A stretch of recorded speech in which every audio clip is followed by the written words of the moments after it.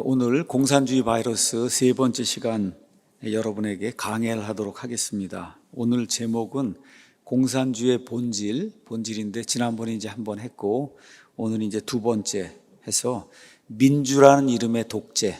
오늘 제목이 그거예요. 민주라고 하는 이름의 독재. 많이 들어본 것 같지 않아요?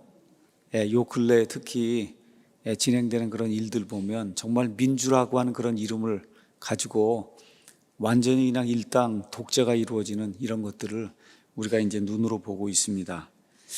여기 이 책이 공산주의 바이러스라고 한 책인데 서울의 금강교회 김정민 목사님 그리고 젊은 목사님 중에 한 분 이호 목사님이라고 하는 대한민국 건국에 대해서 어느 누구보다도 가장 잘 설명해 주신 이호 목사님 두 분이 이제 지은 이 공산주의 바이러스 이 책을 5번에 걸쳐서 제가 그냥 있는 그대로 이제 여기 전달하고 있어요. 오늘은 여기 나오는 그 두 번째 내용을 여러분에게 전달하려고 합니다. 오늘 제가 설교 이거 전달하기 전에 하나님의 말씀을 이제 하나 읽었습니다. 이사야서 5장 20절에 악을 선하다 하고 선을 악하다 하고 어둠으로 빛을 삼으며 빛으로 어둠을 삼고 쓴 것으로 단 것을 삼으며 단 것으로 쓴 것을 삼는 자들에게 화가 있다. 하나님께서 이렇게 말씀해 주시는데 이거 완전히 거꾸로 있잖아요. 거기 가서 보니까 악을 선이라 그러고 선을 악이라 그러고 쓴 걸 단 거라 그러고 이건 누가 읽어도 다 알 수 있는 거잖아요. 그렇게 하는 사람들에게 화가 있다. 요즘 공산주의 또 사회주의자들 때문에 특별히 우리 믿는 사람들이 아주 커다란 그 영적인 스트레스를 겪고 있습니다. 제가 출퇴근하면서 요 근래 아마 일선에 사시는 것 같아요. 제자광성교회 그 목사님이 차별금지법 때문에 나와서 이렇게 한 10분 정도 발언하는 걸 봤어요. 보면서 정말 많은 분들이 특히 연세가 드신 분들이 아우 옛날이 훨씬 좋다 지금보다 먹고 사는 건 옛날에 힘들었어도 그 당시에 이런 거 육체적인 고통 이런 거는 지금 우리가 이제 당하고 있는 이 영적인 스트레스 이런 거 비교가 안 된다. 그렇게 이제 이야기하는 걸 봤어요. 저도 좀 그런 것 같습니다. 뭐 옛날에는 나이가 어려서 잘 몰랐는지 몰라도 어쨌든 이렇게 진행되는 거 사회에서 뉴스 되는 거 이런 것들 한번 보면 정말 이게 그리스도인이 감내하고 살기가 어려울 정도의 그런 일들이 오늘 이제 여기 제목처럼 민주라는 그런 이름을 가지고 독재가 그냥 완전 공산당 같은 그런 독재가 이루어진 이런 것도 이제 보면서 또 특별히 국가가 이제 완전히 붕괴가 되고 있잖아요.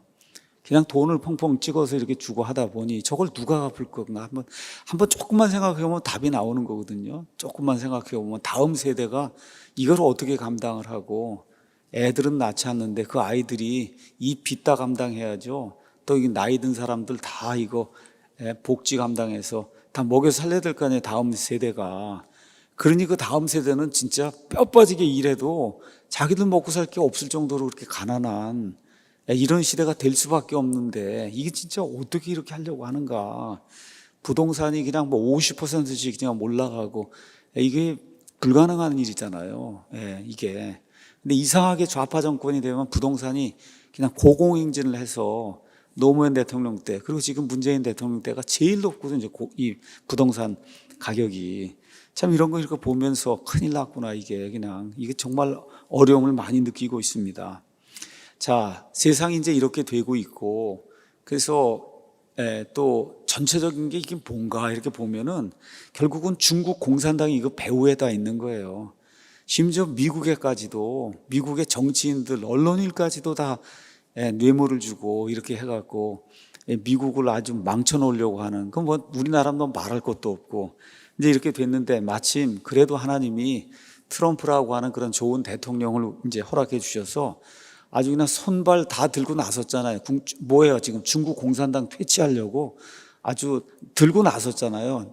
참 이게 뭐 말이 되는 거예요? 중국 공산당을 퇴치해야 되겠다고 미국의 대통령, FBI 국장, 그렇죠? 그 다음에 국무부 장관까지 다 나서서 저 중국 공산당을 저걸 퇴치해야지 되겠다 이렇게 나서고 있어서 그래서 그나마 좀 요새 얼마나 감사한지 알 수가 없어요. 저 중국 공산당 저거를 퇴치를 해야 결국은 우리나라 문제도 해결이 되고 다 이게 해결이 되는데 이거 우리가 힘으로 할 수 없는데 미국이 들고 나서서 저렇게 해서 심지어 5G 뭐 전화 통신하는 거 이런 것들도 영국 뭐 뉴질랜드 호주 일본 다 그냥 하나가 돼가지고 중국 공산당을 무너뜨리기 위해서 지금 저렇게 나서고 있는 게 정말 하나님의 은혜고 얼마나 감사한지 알 수가 없어요. 그래서 이게 그냥 단순히 우리나라 일만이 아니라 저 중국 공산당 때문에 저렇게 되는 거다. 전 세계가 곤란해지잖아요. 저것만 없으면 온 세상이 얼마나 편안해요. 저 공산주의만 없으면. 그렇지 않습니까? 뭐 세상에 보통 우리가 갖고 있는 뭐 고통이나 이런 거는 뭐 인간의 죄 때문에 어쩔 수 없이 있는 거예요. 그 정도 우리가 감내하며 사는 건 괜찮은데 이거 공산주의는 우리하고는 같이 할 수가 없는 정말 마귀의 시스템이거든요. 그래서 트럼프 대통령이 한 번 더 당선돼서 이렇게 돼서 정말 아주 완전히 중국을 쪼개든지 뭐 어떻게 하든지 해서 공산당 다 붕괴를 시키고 공산주의자를 다 잡아넣고 이렇게 이제 하면서 전 세계에 하나님이 원하시는 그런 그 일이 좀 이루어지면 좋겠다고 하는 게 그건 제 생각인데 뭐 하나님이 어떻게 일하실지는 모르죠. 어쨌든 그걸 이제 보면서도 우리나라에서도 아주 이번 기회에 완전히 공산주의자들이 퇴치되는 그런 일이 생기면 좀 좋을 것 같습니다. 말씀드린 대로 공산주의 바이러스 이 책이 상당히 좋은 책인데 오늘 여기에 기록된 그 두 번째 장 공산주의의 본질, 민주라는 이름의 독재 이거를 그냥 여러분에게 그대로 전달을 합니다. 아마 이거 이호 목사님이 기록을 한 것 같아요. 이번 장은. 그래서 있는 그대로. 근데 워낙 길기 때문에 그래서 제가 반만 잘라갖고 이것저것 다 자르고 이렇게 해서 그냥 있는 그대로 이호 목사님이 여기 서서 그냥 전달하는 거다 이렇게 생각을 하시고 그리고 한번 들으시면 좋을 것 같습니다. 마르크스와 엥겔스의 공산당 선언이라는 책이 1848년에 출판이 됐어요. 그러니까 지금부터 정확하게 172년 전의 일입니다. 마르크스 이론에 근거한 공산주의가 한때 지구에 있는 나라들 절반 이상을 공산주의가 장악을 한 그런 때도 있었어요. 그렇게 온 세계를 휩쓸었던 공산주의 열풍, 또 공산주의 열풍 때문에 생겨난 그런 공산 국가들 거의 다 패망하고 이제 중국, 북한, 쿠바 이런 나라들만 지금 공산주의로 이제 남아있고 역사의 뒤안길로 다 사라졌어요. 역사의 뒤안길로. 그러니까 마르크스가 이 책을 집필한 지 이제 172년이 됐는데 또 사회주의 이론에 근거한 국가들이 무너진 지도 벌써 수십 년이 지났는데 어떻게 오늘날 한국에서 다시 심지어 이 목사가 강단에 서서 이 마르크스주의는 안 된다, 공산주의는 안 된다. 왜 이런 이야기를 해야 되는가? 일단은 몇 가지 사례를 좀 말씀을 드리도록 하겠습니다. 우리가 잘 아는 김철원 교수님이 있습니다. 장로교 신학대학교 신약학 이제 교수님인데 한때 이제 마르크스주의자였어요. 지금은 이제 신학대 교수이고 또 목사님이기도 합니다. 그분이 이제 이렇게 이야기했어요. 남한의 정통 마르크스주의 이론가들은 자신들의 그 이론적 수준이 이미 세계적 수준에 도달했다는 것을 1980년대 말에서 1990년대 초에 있었던 사회 구성체 논증에서 이미 증명을 했다. 그러니까 지금부터 약 30년 전에 우리나라에 이제 존재하던 그 마르크스주의자들, 그렇죠? 이런 사람들이 자기들 그 마르크스주의 그 수준이 세계적인 수준이 됐다고 이미 공언을 했다는 거예요. 30년 전에. 자, 이런 사람들의 그 논쟁을 모은 책이 한국 사회 구성체 논쟁이라는 그런 책이에요. 한국 사회 구성체 논쟁. 세계적인 수준의 마르크스주의자들이 이런 책을 내고 가만히 있었으면 아무 문제가 안 될 텐데 지금도 대한민국에서 정말 어떻게 우후죽순 일어난다고 하는 게 이게 아닌가 생각이 돼요. 우후죽순. 비가 온 다음에 그렇죠. 이렇게 풀이 그냥 곳곳에서 막 솟아 나오잖아요. 그럼 우리가 보통 우후죽순 일어난다. 이제 그렇게 얘기하잖아요. 정말 어떻게 공산주의자들이 그냥 곳곳에서 우후죽순 일어나는지 알 수가 없어요. 맹렬히 활약을 하고 있어요. 그 대표적인 인물이 사회구성체 그 논쟁, 여기 이제 편집자인 조희연이라고 한 사람입니다. 조희연이 누구냐? 지금 서울시의 교육감이에요. 교육감. 그래서 그 사람이 뭐라고 얘기하느냐, 이렇게 얘기하는 거예요. 인천 자유공원, 우리가 살고 있는 인천 자유공원의 메가더 동상을 아직도 허물지 못하고 있다. 허물어내야 된다는 거예요. 인천 상륙작전을 성공시켜서 한반도의 공산화를 막은 사람이 메가더 장군인데 그 메가더 장군의 동상을 허물어야 된다는 거예요. 허물어야 된다. 그렇죠? 또 다른 발언이 이래요. 대중과 사회를 좀 더 급진화해서 뚜렷한 계급의식을 갖도록 해야 된다. 계급의식. 그렇죠? 마르크스주의, 공산주의의 기본 핵심 이론이 뭐냐? 계급 이론이에요. 지배자가 있고, 그 다음에 피지배자가 있다. 창취하는 그런 그룹이 있고, 착취를 당하는 그룹이 있다. 이런 것들이 이제 해서 계급 투쟁을 해갖고 사회를 완전히 혼돈으로 몰아넣는 이게 이제 마르크스주의인데 지금 교육감, 그것도 서울시의 교육감이라고 하는 그런 사람이 대중과 사회를 좀 더 급진화해서 뚜렷한 계급의식을 갖도록 그렇게 만들어야 한다는 말을 그냥 공공연히 하고 있는 거예요. 계급의식. 이게 2018년에 서울시 교육감이 한 그런 말이에요.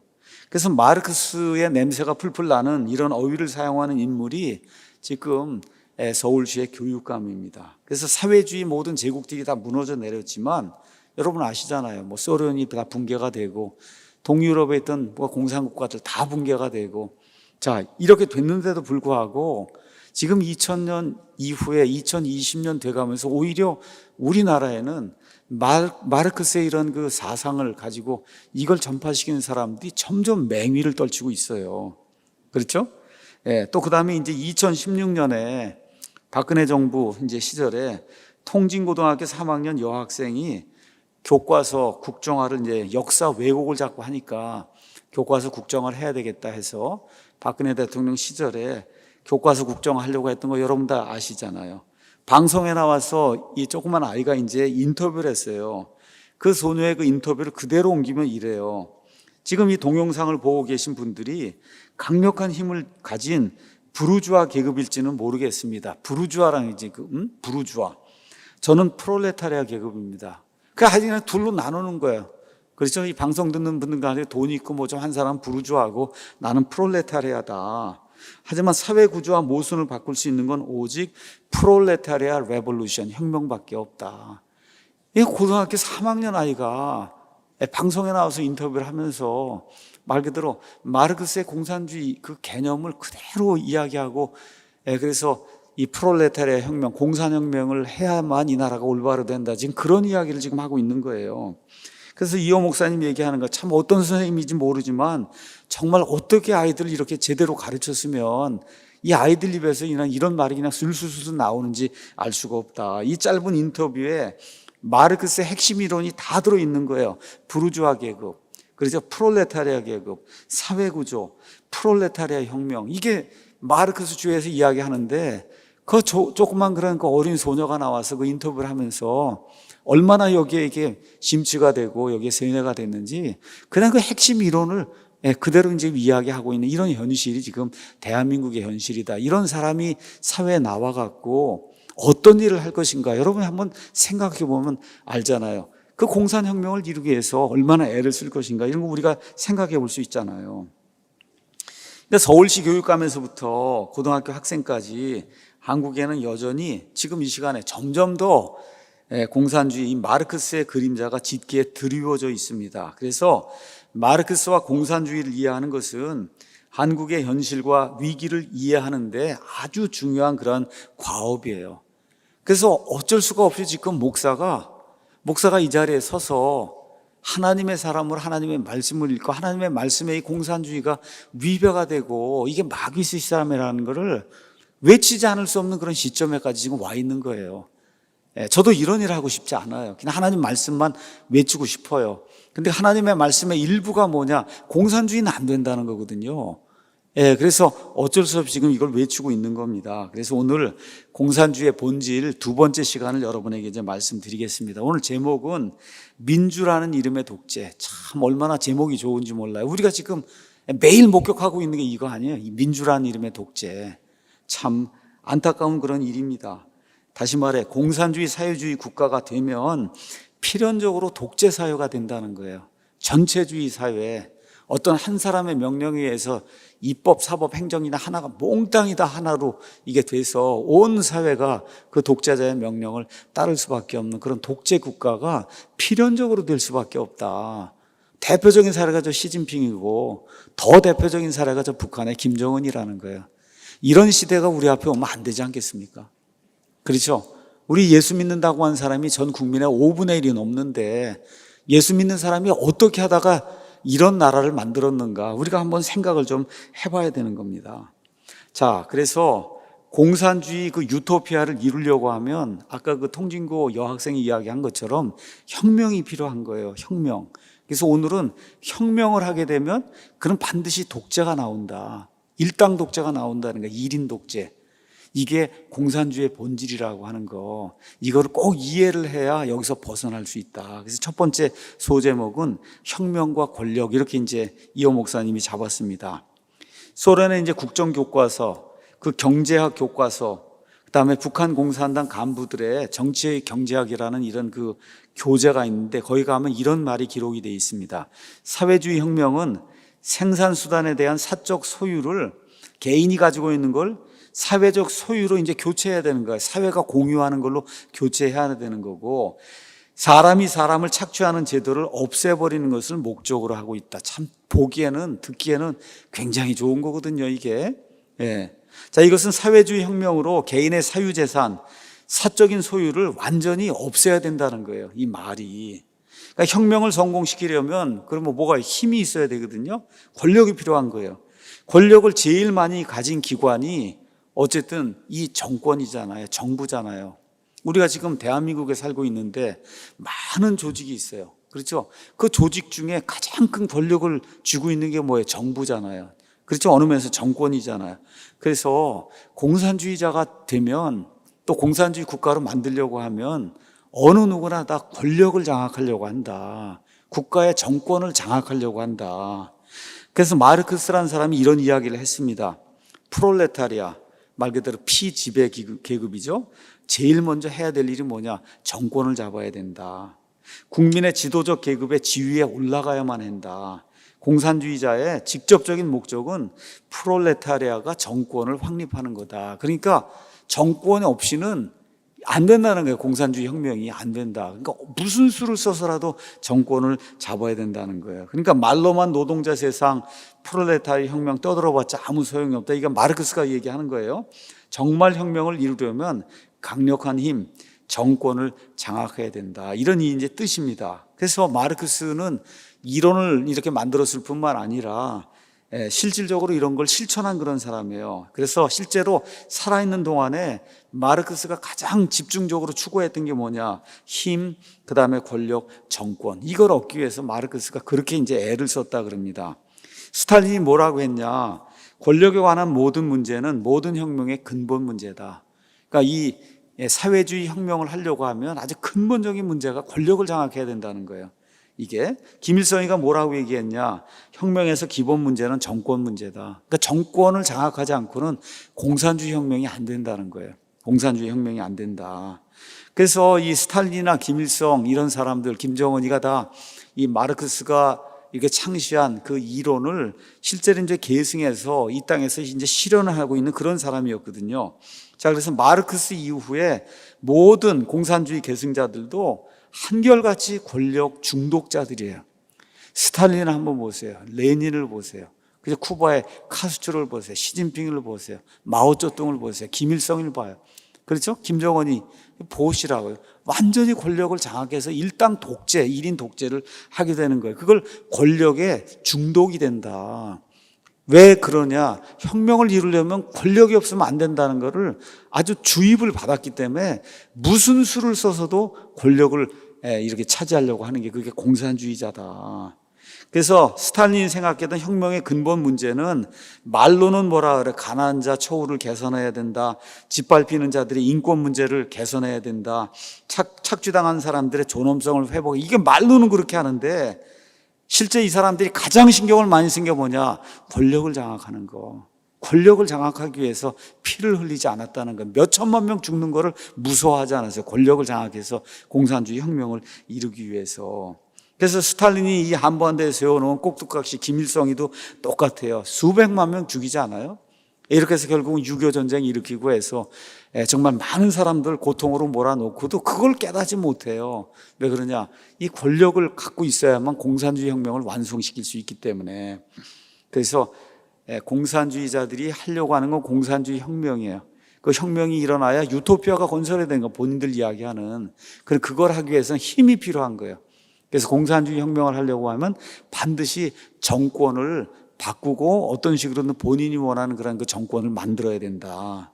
자, 그러면 두 번째가 어떤 주제를 또 우리가 봐야 되냐? 그럼 권력을 쟁취해야 되는데, 그럼 권력을 어떻게 쟁취하냐는 거예요. 권력을. 그래서 혁명과 권력을 쟁취하려고 할 때 그 윤리, 우리 같으면 정상적인 사람인 것 같으면 내가 부자가 되고 싶어요. 근데 그 부자인 사람 막 죽이고 거기서 빼앗고는 못하잖아요. 우리는 생각 그건 들질 않잖아요. 정상적으로 내가 돈을 열심히 일을 해서 돈을 번다든지 뭐 아버지가 돈을 물려준다든지 뭐 어떤 그런 정상적인 그런 방법으로 부자가 되는 거 이런 생각이 나지, 저 사람을 밤에 어떻게 해서 습격해서 죽이고 저걸 차지하고 이런 생각을 우리가 하지가 않잖아요. 이게 왜 그래요? 도덕과 윤리가 우리 안에 있기 때문에 그런 거예요. 정상적인 사람에게는 정상적인 도덕과 윤리가 있어요. 저 사람을 죽이거나 저 사람을 어떻게 린치를 가해서 그렇게 해서 저걸 빼앗아 이런 생각이 우리에게 들지 않는데, 공산주의자들은 그런 게 없다는 거예요. 그러니까 공산주의자들에게는 윤리와 진리 이런 것도 권력 장악의 수단이 됩니다. 그래서 공산주의자들의 윤리는 혁명과 권력을 위한 윤리 이것만 존재를 하는 거예요. 그러니까 사람답게 살기 위한 그런 윤리. 여러분, 윤리라는 게 사람답게 사는 거잖아요. 어떻게 사람을 죽여서 저 사람 그걸 빼앗아서 내가 행복하다고 느낄 수 있어요? 이건 사람다운 게 아니잖아요. 그러니까 지금 공산주의자들도 윤리를 이야기하는데, 공산주의자들의 윤리는 사람을 사람답게 만드는 데 필요한 그런 윤리가 아니에요. 인간됨을 지키기 위한 그런 윤리가 아니에요. 그러니까 말 그대로 그냥 철면피가 되는 거예요. 철면피가. 그래서 공산주의 이론에 어떤 게 있냐?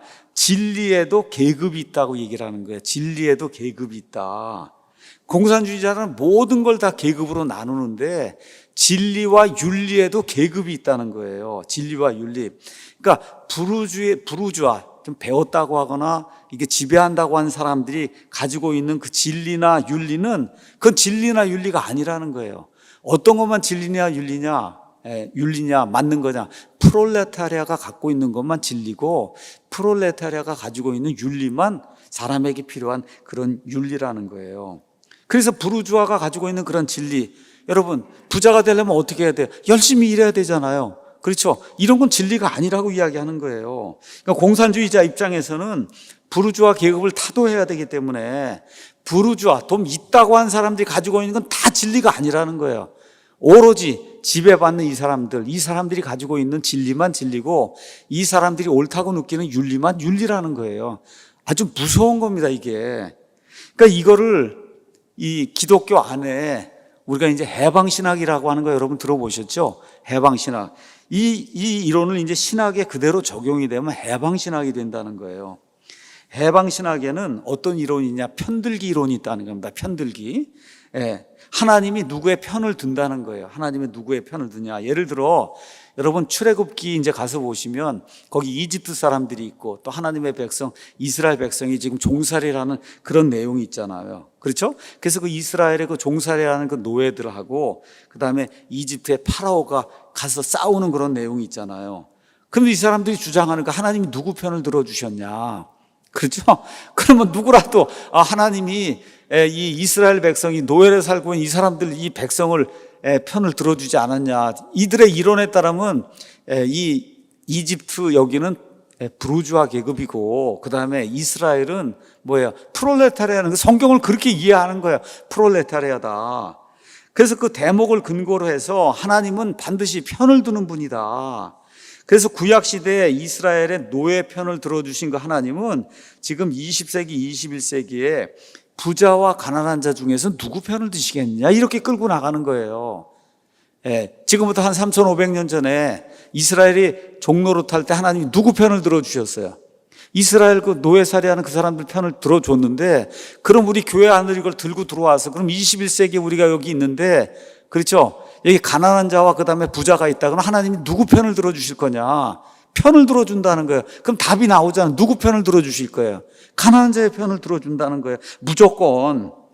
무조건 가난한 자의 편을 들어준다는 겁니다. 성소수자의 편을 들어준다는 거예요. 하나님이 착취를 당한다고 이렇게 생각을 하기 때문에 이게 해방신학의 편들기 이론이에요.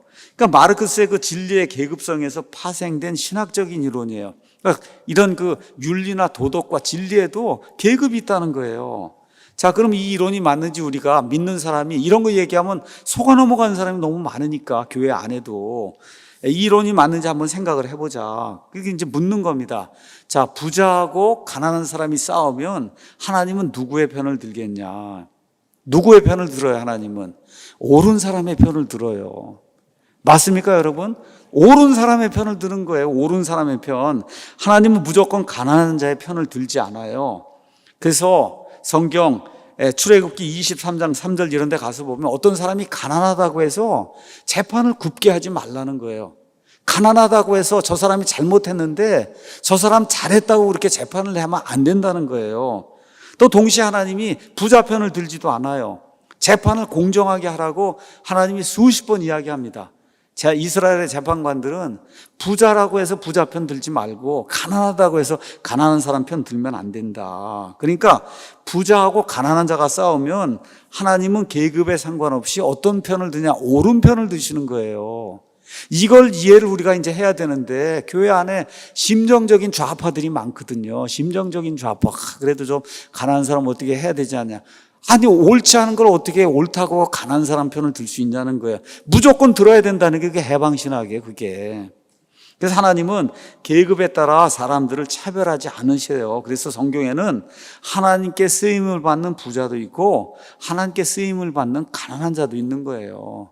아브라함도 부자였고 다윗도 부자였고 다니엘도 고관, 지금식으로 하면 총리였고 요셉도 총리였고 그렇잖아요. 바울과 같이 어느 누구보다 공부 많이 한 사람도 있었고, 그렇죠?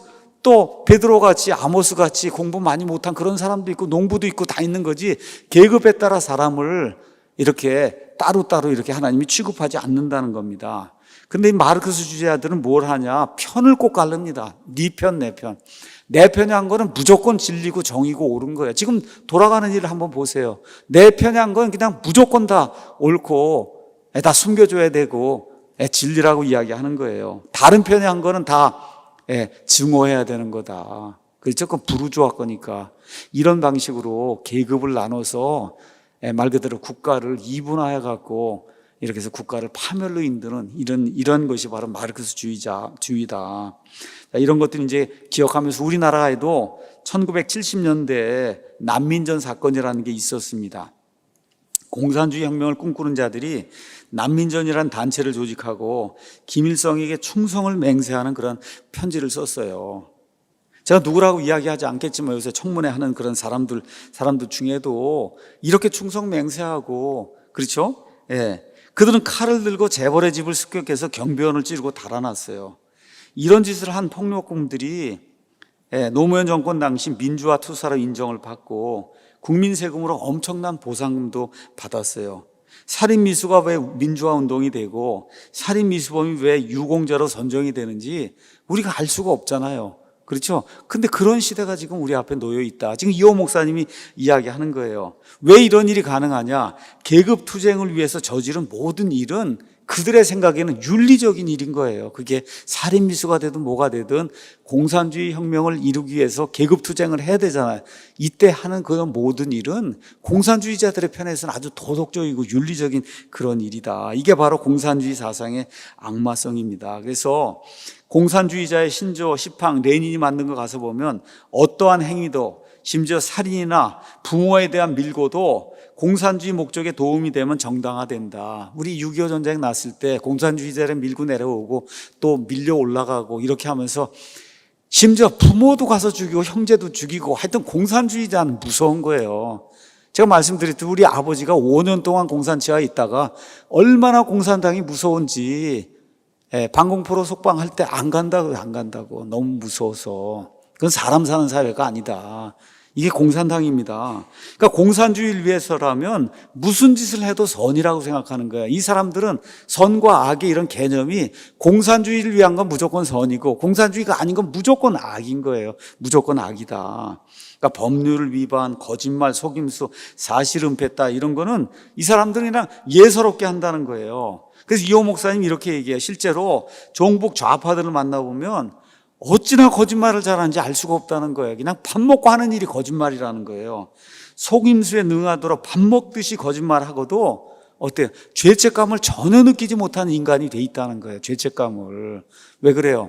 공산주의 혁명을 하기 위해서 거기에 필요한 거라고 하면 무슨 일을 해도 죄가 되지 않는 거예요. 윤리적인 그런 행동이 되는 겁니다. 자, 이렇게 이제 하다 보니까 부모가 미심적인 행동을 한다든지, 그럼 북한에는 어떻게 해요? 5호 담당제 하고 다 이렇게 해서 어떻게 공산당 당 간부들에게 알리라고 얘기하잖아요. 형제 자매 간에, 심지어 부부 간에도 아이들이 배운 그대로 행동한 사례가 이제 많아요. 그래서 모든 공산주의 국가에 나타나는 현상이 뭐냐? 자기 부모를 고발해서 수용소에 보내는 소녀, 소년들의 동상이 세워진다는 거예요. 얼마나 너 잘했냐? 저 소녀가 얼마나 잘해? 아버지, 엄마, 공산당이가 반대하는 거 이거를 우리 정부 당국에 알리고 말 그대로 애국자가 되는 거죠. 이런 인간을 만들어 놓는다. 이게 공산주의가. 피도 눈물도 없는 거예요. 이게 그냥 권력을 장악하기 위해서 하고 있는 걸 보면 우리가 지난 한 3년 동안 일어난 일 한번 보세요.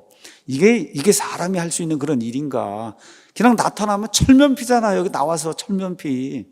이게 그렇죠? 이런 인간을 만들어 놓는 거예요. 이게 왜 그러냐? 혁명을 위해서는 그러면 본인들이 하는 어떤 일도 다 선이라고 생각하는 이게 이렇게 세뇌가 돼서 구조 안에 이게 들어있기 때문에 죄책감을 느끼지 않아요. 우리 일반 사람들이라면 느끼는 그런 죄책감이 이 사람들에게 없다는 거. 그러니까 자식들을 공산주의라고 만들면 부모가 땅을 치고 후회하는 그런 일이 생기게 된다. 그 얘기입니다. 쉽게 이야기하면. 세 번째. 자, 이제 유토피아를 이루기 위해서 이제 혁명을 해야 되는데 그걸 하기 위해서 이제 권력을 장악해야 되고 그거 하기 위해서 윤리와 도덕까지도 다 바꾸고 근데 실질적으로 그거 혁명을 하려면 이 권력을 조직화를 해야 된다는 거예요. 조직화. 저도 참 이번에 이 공산주의 바이러스 여기 나와 있는 이 글을 읽고 야, 진짜 처음 좀 쇼킹하다고 생각했어요. 이해가 안 되는 거예요. 이해가. 야, 진짜 이런 게 가능할까? 이런 게 가능할까? 그게 이 안에 들어있어요. 그게 실질적인 그러한 그 모든 데이터를 가지고 이 안에 적은 거예요. 이번에도 마찬가지입니다. 공산주의자들은 노동자, 농민을 이렇게 위한다고 그렇게 얘기하는데 말씀드린 대로 최종 목표는 권력 쟁취해야 해요. 그 권력을 획득하기 위해서 수단과 방법을 가리지 말라. 이게 공산주의자들의 윤리입니다. 자, 그러면 이런 윤리를 가지고 그 다음에 이제 하는 게 뭐냐? 조직을 만드는 거예요. 조직. 자, 아주 뛰어난 정예 요원을 선발해서 직업혁명가, 프로페셔널로 철저하게 훈련을 시켜요. 지금 나와 있는 사람들이 30년, 40년 동안 프로페셔널 공산주의 이 직업혁명가 교육을 받은 사람들이에요. 직업혁명가 교육을 받은 사람들이다. 엄격한 비밀 활동을 통해서 정권을 무너뜨리고 권력을 차지해야 한다. 이게 공산주의 혁명의 기본 전략이라는 거예요. 그래서 이호 목사님이 이렇게 이야기해요. 왜 우리가 질 수밖에 없느냐? 질 수밖에 없는 게임이라는 거예요. 이렇게 한다는 거예요. 아주 그냥 공산당을 만들기 위해서 그래서 직업혁명가를 만든다는 거예요. 직업혁명가. 밥 먹고 나서 하루 종일 24시간 그렇죠. 1년이면 3년, 10년, 20년, 30년을 직업적으로 공산당이 혁명을 하는 그런 사람을 만든다는 거예요. 그러니까 대학에 들어가면서부터 이게 들어가기 시작하면 공부 다 때려치우고 오직 그것만 해서 20살, 30살, 40살, 50살이 되는 그냥 그 일만 하는 그런 직업혁명가를 만드는데 어떻게 우파에 속한 사람이 이걸 할 수 있어요? 우린 가서 일을 해야죠. 뭔가 부를 창출해야죠. 그렇죠? 이거 하는데 바쁘잖아요. 애들 키워야 돼. 이거 하는데 이거 하는 동안 한쪽에서는 직업혁명가로 훈련을 20년, 30년, 40년을 시키니 이걸 어떻게 이길 수가 있느냐. 그렇죠? 지금 그런 상태가 이제 된 거예요. 자, 그래서 여길 가서 보니까 아주 쇼킹한 그런 내용이 있습니다. 1917년에 러시아에서 이제 공산주의 혁명이 이제 일어났는데, 공산주의 이제 혁명이 일어날 때 그 당시의 당명은 사회민주노동당이었다 그래요. 나중에 이제 레닌이 마르크스주의 그 이론을 이제 도입하면서 공산당으로 바꾼 거예요. 그러니까 처음에는 사회민주노동당. 자, 그런데 혁명이 일어나기 14년 전인 1903년에 사회민주노동당 2차 당 대표가 열렸어요. 자, 그러면 당 대표가 열리고 그러면 뭐 또 뽑아야 되고 그러니까 뭐가 있냐? 당원이라는 걸 이제 만들어야 될 거 아닙니까? 그렇죠. 우리나라도 모든 당이 있으면 당원이 있는 거 아니에요. 자, 그래서 그 사회민주노동당의 대표적인 그 지도자가 누구냐? 마르토프라고 하는 그런 사람이었어요. 자, 그때 이제 문제가 된 게 뭐냐? 당원의 자격을 뭐로 할 거느냐? 당원의 자격. 그렇죠? 그러니까 마르토프라고 하는 사람은 뭐라고 얘기했냐? 일단 공산당 이 사회주의 이 노선에 동의하고 당이 추구하는 그 노선에 일단 동의해야 이제 당원이 되고, 두 번째 당비를 납부하면 당원이 되는 게 아니냐. 그래서 이렇게 이제 주장을 한 거예요. 그것만 하면 되지 그 이상은 필요치 않다. 자, 그런데 누가 들고 나서냐? 레닌이라고 한 사람이 나타난 거예요. 레닌. 그렇죠? 레닌이 뭐라고 얘기했냐? 이 두 가지보다 더 중요한 게 있다.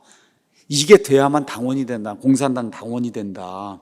자, 그게 뭐냐? 직업혁명가가 돼야 된다는 거예요. 레닌이 들고 나온 거예요. 공산당의 당원이 되려고 하면 직업혁명가가 돼야 된다. 말 그대로 프로페셔널 공산주의자가 돼야 된다는 거예요. 그러니까 아르바이트 하는 사람, 여러분, 여기 직원, 아르바이트 하는 직원이 있고 그 집에 주인이 있어요. 가게를. 누가 더 열심히 일하겠어요, 여러분? 누가 더 열심히 일하겠어요?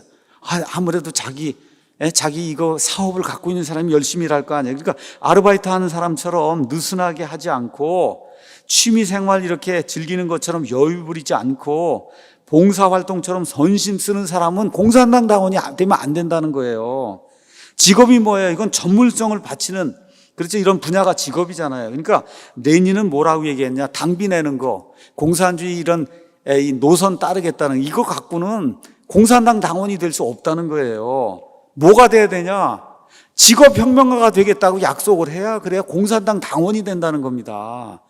그러니까 지금 30년, 40년 전에 이 땅에 존재하던 그 사람들 대학에서 세뇌받고 할 때 그때도 약속한 게 그거 직업혁명가가 되겠다고 약속을 한 거예요. 직업혁명가. 그래서 그날 하루 종일 레닌하고 마르토프하고 종일 싸운 거예요. 이걸 가지고 당원이 누가 되느냐. 앞에는 두 가지만 되면 된다. 레닌은 그리고 두 가지 필요 없고 직업혁명가가 되는 거 이걸 맨 앞에 넣어야 된다. 자, 그래서 이제 문제가 이제 돼갖고 결국은 투표를 하기 시작했다는 거예요. 투표. 그래서 이제 많은 사람들은 마르토프라고 하는 이런 사람이 내놓은 거 이게 너무나 당연한 거 아닙니까? 여러분, 제가 A라고 하는 그런 당의 당원이 됐어요. 그럼 거기 당원이 되려면 그 당에 그 노선이 있는 거 내가 동의하고 당원이 되게 해서 뭐 한 달에 10,000원이든 20,000원이든 내라는 당원 회비만 내면 그러면 당원이 되는 거 아니에요. 그럼 뭐 너무나 정상적인 거 아니에요. 그래서 투표를 하면은 당연히 마르토프가 얘기한 것처럼 그 두 가지 조건만 지키면 당원이 되는 거다. 이렇게 생각을 하고 투표를 했는데 투표를 까고 나니까 글쎄 어떻게 됐냐. 레닌이 주장한 게, 그렇죠. 그게 채택이 된 거예요. 그거 두 가지 하는 거 소용이 없고, 가장 먼저 뭘 해야 되냐.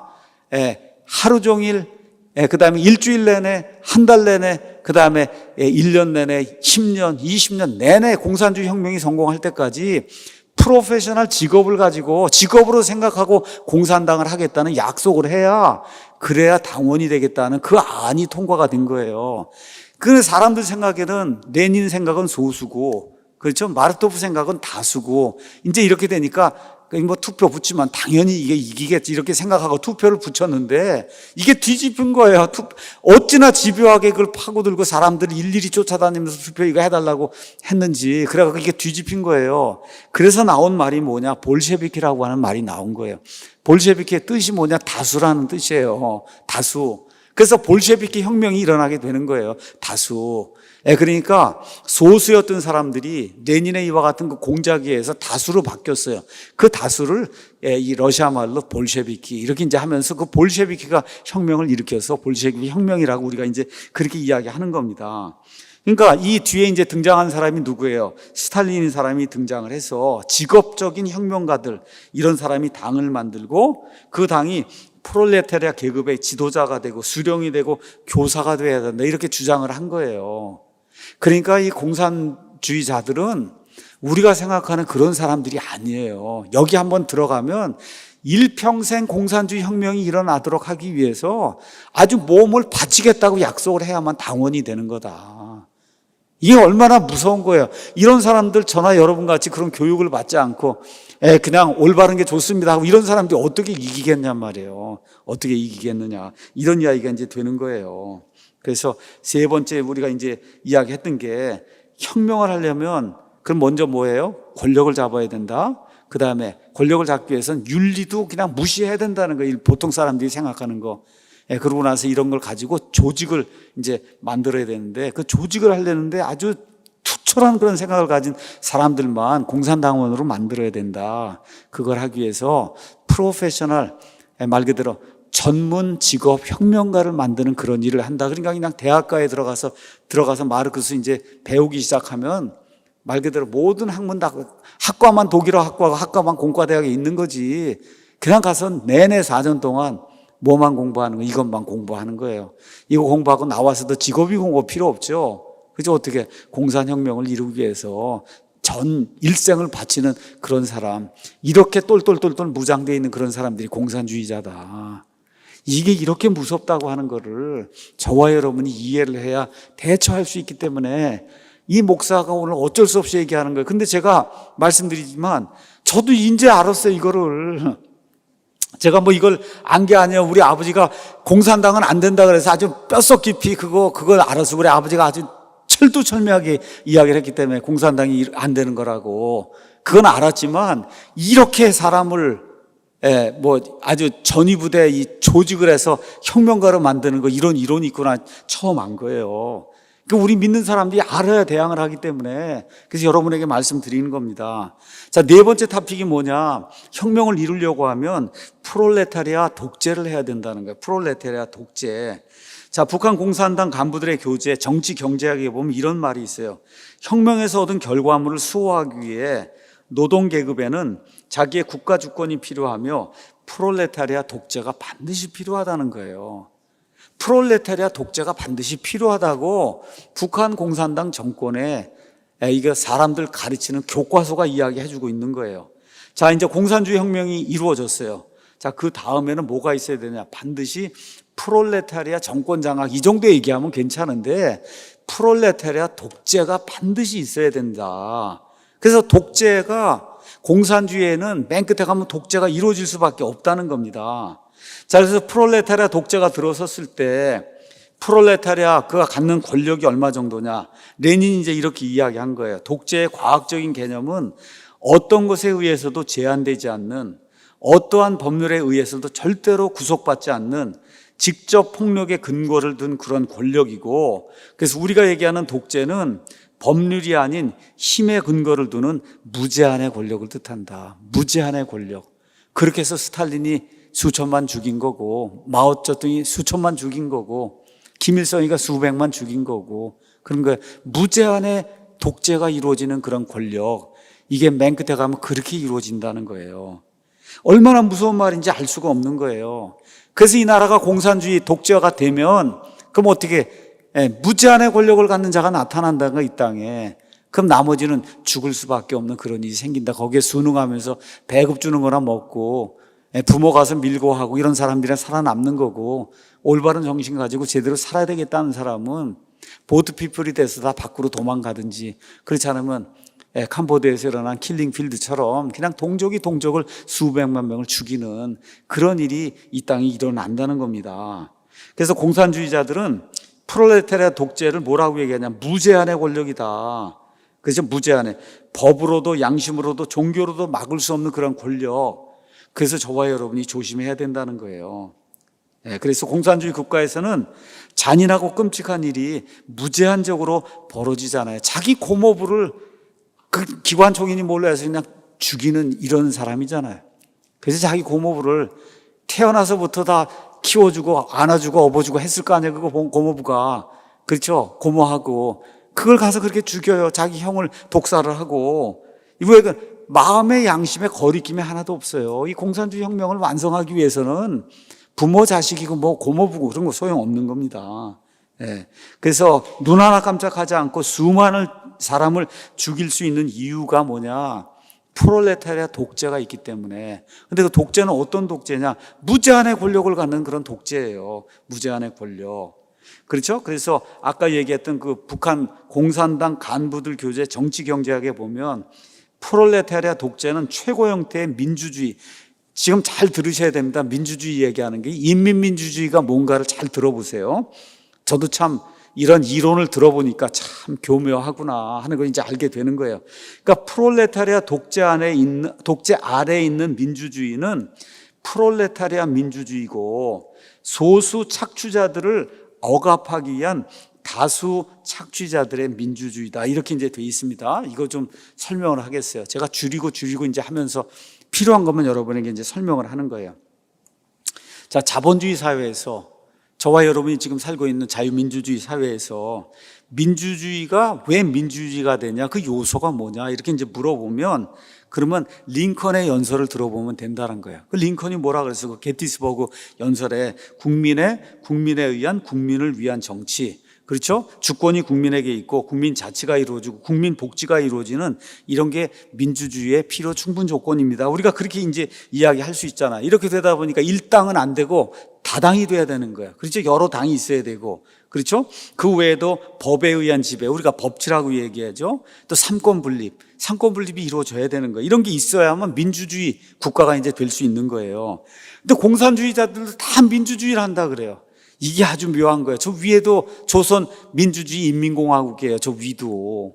그렇죠? 그러니까 이 헌법에서 자유라고 하는 걸 빼고 그냥 민주주의 하겠다고 하면 이 인민민주주의가 이루어지는 거예요. 자, 인민민주주의는 뭐냐? 설명을 너무 잘 해놨습니다. 한번 들어보세요. 공산주의자들이 말하는 민주주의는 한마디로 다수자에 의한 지배다. 이거 뭐 보면 틀린 말이 아니야. 다수자, 당연하지. 그렇죠. 다수가 또 문재인 대통령을 뽑았으니까 대통령이 되는 거고 이렇게 다수자에 의한 그런 지배다.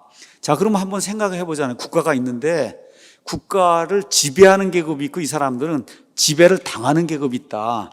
그걸 이제 부르주아 계급이고 하나는 프롤레타리아 계급이라고 이야기하는데 자, 그럼 한번 여러분에게 물어볼게요. 프롤레타리아가 많겠어요? 아니면 부르주아가 많겠어요? 어느 나라나. 네, 프롤레타리아가 많은 거예요. 그렇죠. 당연히 많죠. 그러니까 공산주의자들은 뭐라고 얘기하냐. 부르주아는 소수고 프롤레타리아는 다수인데 그렇기 때문에 소수가 지배하는 건 독재지만 다수가 지배하는 거는 많은 사람들의 의견을 참조하기 때문에 이게 민주주의라고 얘기하는 거예요, 여러분. 이게 뭐 말이 안 되는 궤변이죠, 궤변. 그렇죠?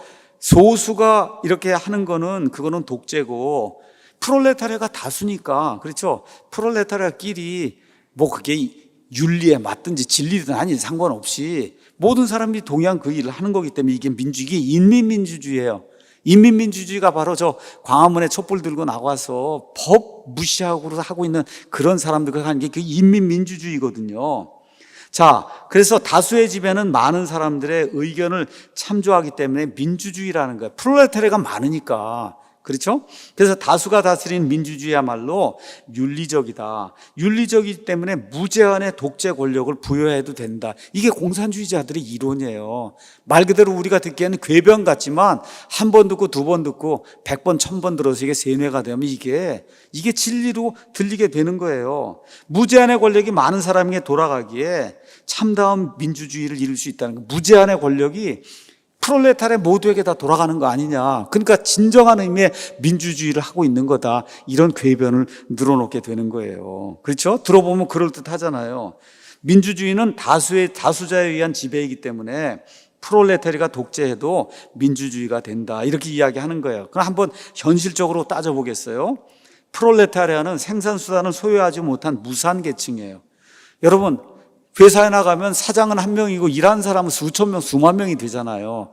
그렇죠? 예. 노동자, 농민, 빈민들이 프롤레타리아예요. 옛날에 소련을 보면 프롤레타리아의 숫자가 수천만 명이에요. 근데 그 수천만 명이 지배자가 돼서 국가를 통치할 수 있을까요? 없잖아요. 그러니까 어떻게 현실적으로 불가능하니까 프롤레타리아의 대표를 뽑아야 된다는 거예요. 대표가 누구냐? 그게 공산당이에요. 공산당. 그래서 프롤레타리아에게 부여된 권력을 공산당이 차지하는 거예요. 그렇게 되면서 프롤레타리에게 무제한으로 허용된 폭력과 권력을 누가 행사하냐? 공산당이 행사하는 거예요. 이렇게 되면서 어떤 일이 생겨요? 공산당의 무한 독재가 시작이 되는 거예요. 말은 프롤레타리아를 위한다, 다수를 위한다 하고는 그 다수가 어떻게 다, 여러분 한번 생각해 보세요. 우리나라 국민이 다 어떻게 국회에 가서 할 수가 없으니까 지방에서 뽑아서 국회 300명 걸 보내는 거잖아요. 그렇죠? 이 사람들 똑같은 거 얘기를 하는 거예요. 5천만 명이 프롤레타리아인데, 그렇죠? 이거를 대표하는 데 있어야 되지 않냐? 하나가 있어야 된다. 그게 뭐 공산당이라는 거예요. 그래서 프롤레타리아가 하고 있는 일이 윤리적인 일이고 도덕적인 일이고, 그렇죠? 이렇게 이제 하다 보니까 공산당이 하는 일은 무제한의 권력을 가지고 하는 그 모든 일이 윤리적인 일이다. 이런 결론에 다다르게 된다는 겁니다.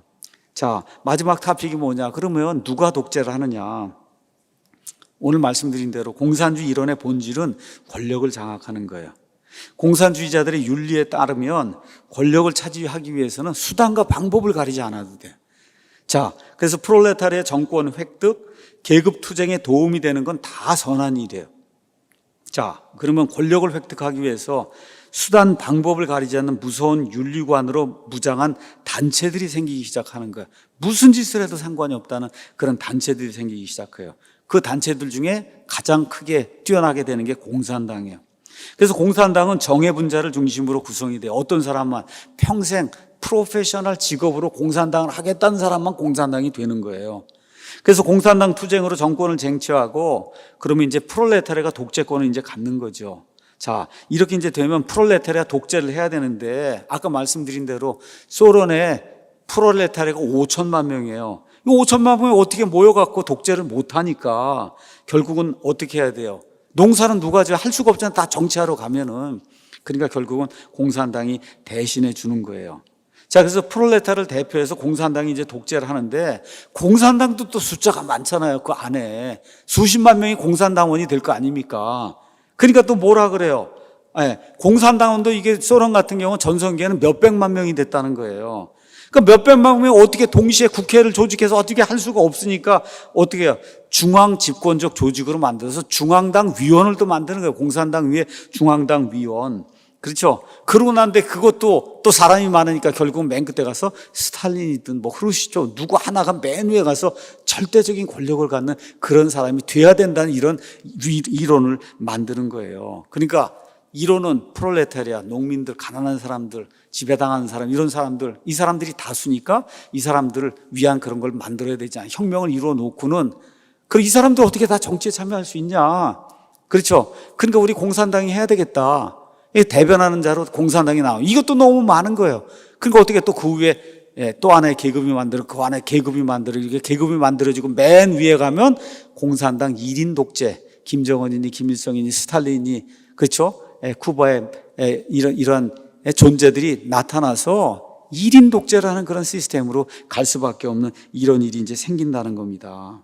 자, 그래서 시작은 어떻게 시작해요? 시작은 노동자, 농민이 주인이 되는 세상이 돼야 된다. 이걸 가지고 시작을 하고는 맨 끝에 가서는 노동자, 농민을 가장 많이 탄압하는 게 공산주의예요.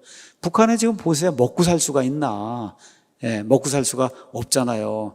정말 좋은 나라인 것 같아요. 코로나19 확진자가 하나도 없다니까. 얼마나 좋은 나라인지 알 수가 없어요. 저런 나라 되면 곤란한 겁니다, 여러분. 확진자가 있어야 돼요. 알려져야 돼요. 정보가 공개가 돼야 돼요. 이런 나라가 되어 그게 좋은 나라인 거예요. 결론의 말씀 드리도록 하겠습니다. 오늘 우리가 이사야에서 나온 말씀을 읽었어요. 이사야에서 5장 20절 악을 선하다 하고 악을 선이라 그러고 선을 악이라 그러고 어둠으로 빛을 삼으며 빛으로 어둠을 삼고 쓴 것으로 단 것을 삼으며 단 것으로 쓴 것을 삼는 자들에게 하나님께서 뭐라 그래요? 화가 있을지어다. 하나님 그렇게 이야기하세요. 그런데 지금 이호 목사님이 이 설교를 준비하면서 뭐라고 얘기하냐? 지금 대한민국에 이 말씀이 지금 적용이 되고 있다. 지금 이 대한민국에 하나님의 심판이 임하고 있다는 거예요. 화가 있을지어다. 악을 선하다 하고 공산주의는 악이고 주체사상은 악한 건데 400만 명을 굶어 죽이고 6.25 전쟁을 일으켜서 500만 명을 죽거나 다치게 만들고 100만 명을 정치범 수용소에 가둔 김씨일가 백두혈통은 악입니다, 여러분. 악이에요, 선이에요? 악이잖아요. 근데 지금 대한민국의 많은 사람, 특히 젊은 사람들이 그 악을 선이라고 그러고 있다는 거예요. 저 백두혈통 저거를. 또 어디는 또 홍대 앞에는 아예 김일성이 사진도 갖다 놓고 식당에 그렇게 만들어 놓고 악을 선이라고 하는 그런 일이 대한민국 땅에서 지금 일어나고 있다. 가난한 백성을 배불리 먹인 지도자들, 그렇죠. 우리 이승만 대통령이, 박정희 대통령이니 제대로 해서 이렇게 만들어 놓은 그런 사람을 다 말 그대로 독재자라고 이제 이야기하면서 그러고서 욕을 하고 있는 거예요. 선을 지금 악이라고 이야기하고 이 나라에 체제를 놔주는 사람이 있어요. 그게 누구예요? 이승만 대통령이잖아요. 이 체제 때문에 우리가 지금 여기 살고 있는 거 아닙니까? 이 좋은 땅에. 얼마나 감사해요. 근데 그거를 이 세상에서 가장 나쁜 사람이라 그러고 김구같이 왔다리 갔다리 해서 김구가 지금 우리나라 국부가 되거나 했으면 이미 공산당 됐습니다. 우리나라가. 예. 그래서 지금 선을 악하다 그러고 악을 선하다고 하는 이런 일이 지금 대한민국 땅에 지금 생기고 있다. 어둠으로 빛을 삼고 빛을 어둠으로 삼고 쓴 것을 단 것으로 삼고 단 것을 쓴 것으로 삼는 자들이 하나님 뭐라 그래요? 화가 있을지어다 그러지 않잖아요. 그 화가 있을지어다. 그래서 이 목사님 얘기가 그거예요. 어느 누구도 이 말씀을 피해갈 수 없다. 이게 하나님의 말씀이기 때문에 하나님이 화가 있을지어다 하고 말씀하실 때는 우리 모두가 무서워서 떨어야 된다는 거예요. 그럼 어떻게 해야 돼요? 선을 선이라고 하고 악을 악이라고 하고 쓴 건 쓴 거라고 그러고 단 거는 단 거라고 얘기하는 그런 사람이 돼야 된다는 거죠. 그렇죠? 이걸 선을 악이라고 하고 반대로 악을 선이라고 하는 그 결과는 뭐냐? 하나님의 화가 임한다는 겁니다. 그게 심판의 시간이 우리 대한민국에 지금 임하고 있다는 거예요. 그래서 이번 얘기가 지금 이 나라가 심판을 받아서 비틀거리고 있나 아니면 축복을 받아서 잘 되고 있나 한번 생각을 해보라는 겁니다. 어때요, 여러분? 어떻게 되고 있어요? 예, 심판을 받아서 안 되는 방향으로 지금 가고 있지 않습니까? 그렇잖아요. 안 되는 방향으로 가고 있어요. 포항제철 아마 생긴 이후로 포스코가 지금 적자 매출이 지난 분기가 났는데 적자가 난 게 처음이잖아요. 우리나라 역사상. 포항제철이 적자가 난 거예요. 적자. 예. 이런 일이 지금 생기는 거야. 매출이 계속 떨어지게 되고. 그래서 요즘 한국 경제가 지금 제대로 성장하고 있냐. 뭐 마이너스 0.5% 지금 예상하고 있는데 처음에 지금 얼마쯤 떨어진 마이너스 2.5, 이 정도까지 퍼센트가 떨어진다고 하는 얘기는 옛날에 100을 지난해 100을 벌었으면 올해는 97.5%이 못 번다는 거예요. 그럼 결국은 누가 다 어려움 당해요? 부자가 당하지 않습니다, 여러분. 가난한 사람들이 어려움을 당하는 거예요.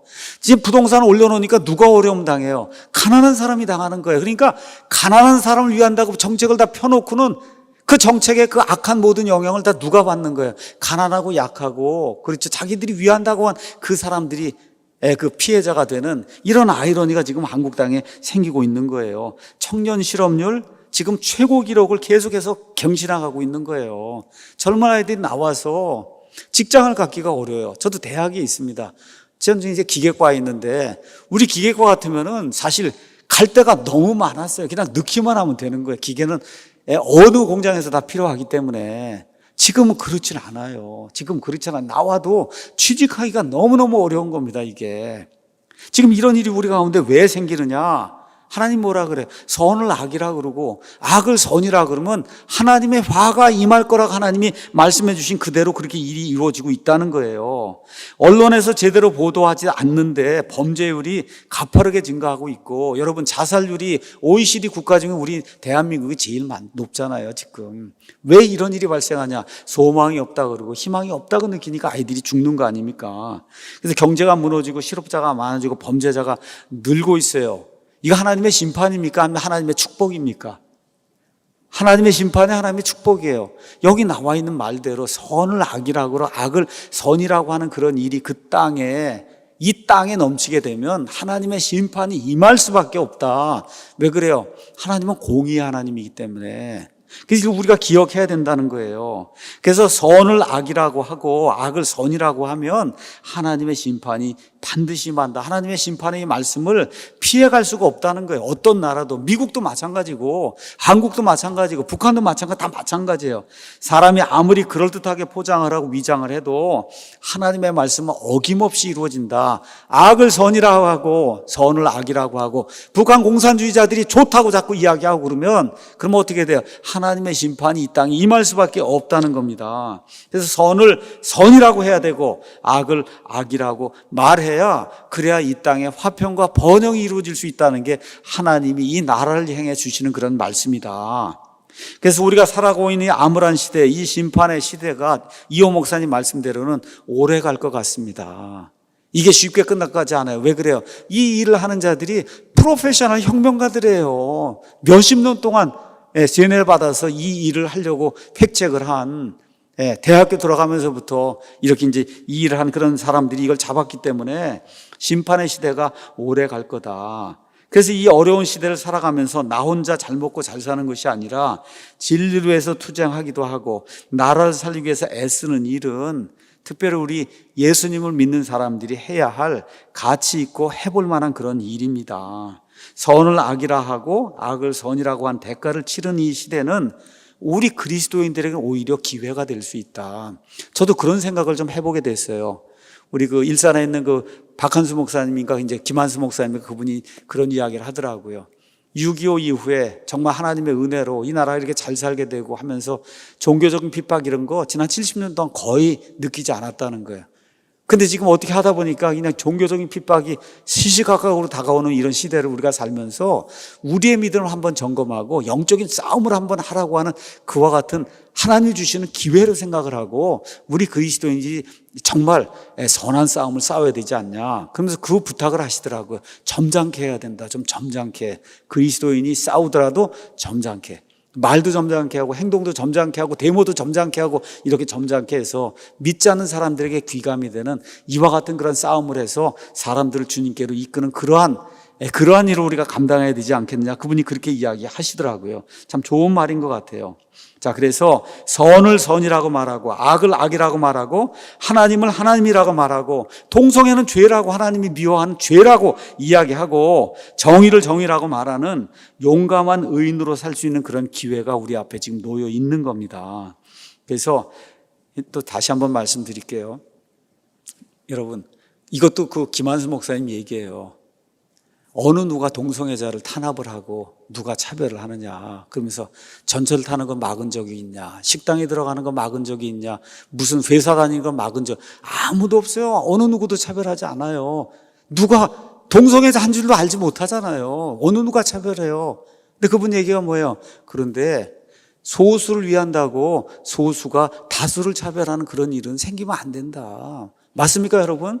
예. 그래서 우리가 반대를 하는 거예요.